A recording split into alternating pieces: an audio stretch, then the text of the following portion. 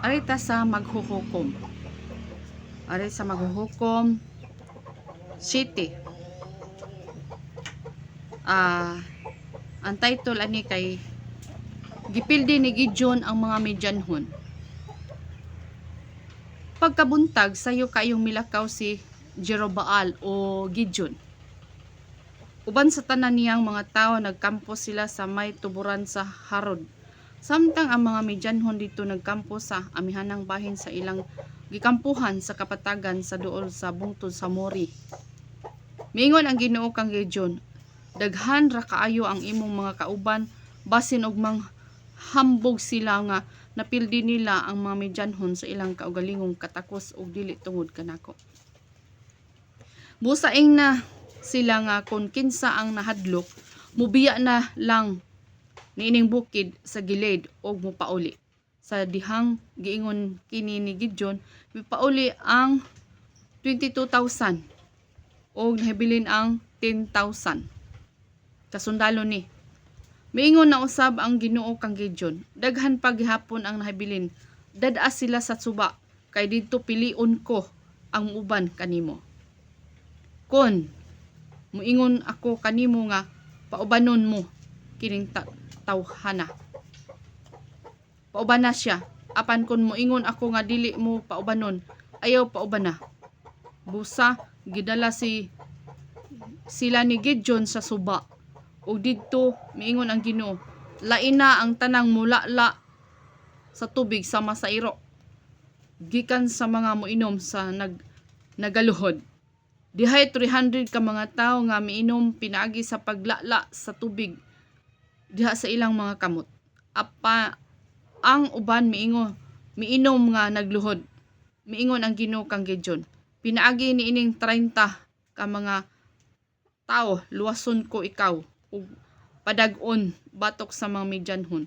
Papaulian na lang sa ilang tagsa-tagsa kadapit ang uban. Busa gipapauli sila ni Gideon o gipanguha sa 300 nga nahibilin ang mga balon o mga budyong sa mga namauli. Ang kampo sa mga Midyanhon anaa sa kapatagan sa ubos nila ni Gideon. Nya nang pagkagabi miingon ang Ginoo kang Gideon, pangandam, sulungan ninyo ang kampo sa mga Midyanhon kay padag-on ko kamo. Apan kun mahadlok ka nga musulong karon, dad-a ang imong sulugoon nga si Pura og lugsong kamo ngadto sa kampo sa Midyanhon. Paminawan ninyo kung unsay ilang gipanagsultihan kay sigurado gayud nga makaangkon ka sa kaisog nga mosulong tungod sa imong madunggan. Busa miadto si Gideon og si Pura sa may utlanan sa kampo sa mga Midyanhon. Ang mga Midyanhon, mga Amalekanhon ug ang uban pang mga katawhan sa sidlakan nagtigom sa kapatagan nga daw mga dulon ug ang gidaghanon sa ilang mga kamilyo sa makadaghan sa balas sa baybayon. Sa dihang didto na sila si Gideon, may nadunggan silang duha ka tawo nga nagsultihanay. Miingon ang usa, nagdamgo ako nga may pan nga barley nga miligid paingon sa atong kampo ug naigo niini ang usa ka tolda. Nya natuwad ang tolda ug nahapla. Mitubag ang usa, nawala nay laing gipasabot ni ana ni adto kundili ang espada ni Gideon nga Israelinhon nga anak ni Joas.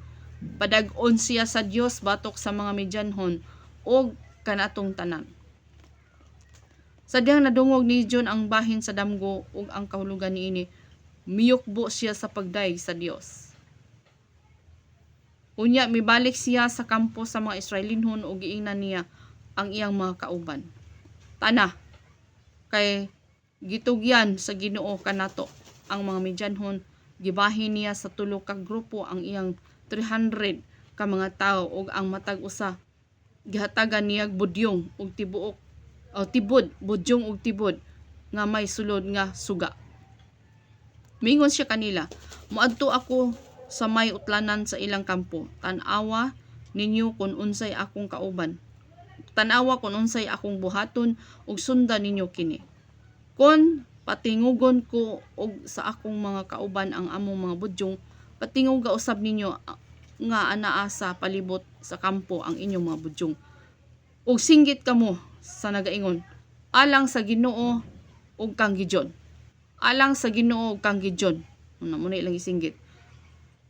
Tungang gabi na sa dihang nakaabot si Gideon ug sa iyang kaubang 100 ka mga tawo sa utlanan sa kampo sa mga Midyanhon. Dili pa lang dugay nga gipulihan ang gwardya, unya gipatingog nila ang mga budyong o gibuak ang mga tibod nga ilang gigunitan. Mao usab kini ang gihimo sa tulo ka grupo. Gikuptan nila sa ilang walang kamot ang suga ug sa ilang tuong kamot ang budyong. Og naninggit sila, makig-away kita alang sa kang Gideon ug kang alang sa Ginoo ug kang Gideon. Gipahimutang ang matag usa sa iyang dapit libot sa kampo ug ang ilang mga kaaway nag-iyahay og panagan nga nagsyagit. Og sa dihang gipatingog sa 300 ka mga Israelinon ang ilang mga budyong, gipaunay sa Ginoo og away ang mga tawo sulod sa kampo. Glory to God. Hallelujah. Milagro gihapon kini. Sulod sa kampo. Og nag-iyahay sila og pangikyas ngadto sa Betshita paingon sa Zerira hangtod sa utlanan sa Abil Mihola duol sa Tabat. Gipatawag ni Gideon ang mga Israelinhon nga gikan sa tribo nila ni Neftali, Asher og ang tibok tribo ni Manasis. Og gipagukod ni kanila ang mga Midyanhon.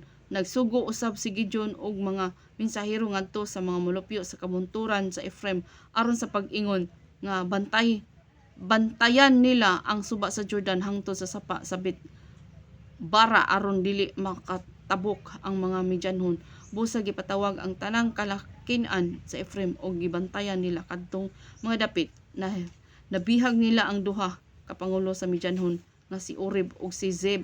Gipatay nila si Oreb dito sa dakong bato ug si Oreb ug si Zeb gipatay nila dito sa pug-anan sa ubas. Si Zeb nagpadayon sila sa paggukod sa mga Midyanhon. Pagkahuman gidala nila ang ulo ni Oreb ug ni Zeb ngadto kang Gideon nga dito na sa may suba sa Jordan. Glory to God. Hallelujah. No? Sa pakigbugno or sa pagigubat ni Gideon uban sa 300, no? So sa 300 ka sundalo, no, nagmadaugon sila kay nganuman ang Ginoo gyud moy nagauna ang Ginoo gyud moy naguban kanila. So glory to God. Maingon usab sa atong kinabuhi nining kalibutan na, sa atong pakigbugno nining kalibutan na nga giubanan kita sa Dios. Salamat kay sa Ginoo niini nga ang Ginoo gyud moy ang Ginoo gyud may nagaplano sa atong kinabuhi. Dili kita ang nagplano niini mga higala, kundi ang Ginoo gyud nagplano nining tanan. Sa atong mga kinabuhi, ang Ginoo gyud moy atong pakadakan. Dili ang atong mga plano, kundi plano sa Dios. Ug iya gyud ang dungog himaya sa buhi nato nga Dios mga higala, nga madaugon gyud ang matag usa ka makanakan sa Ginoo. God bless.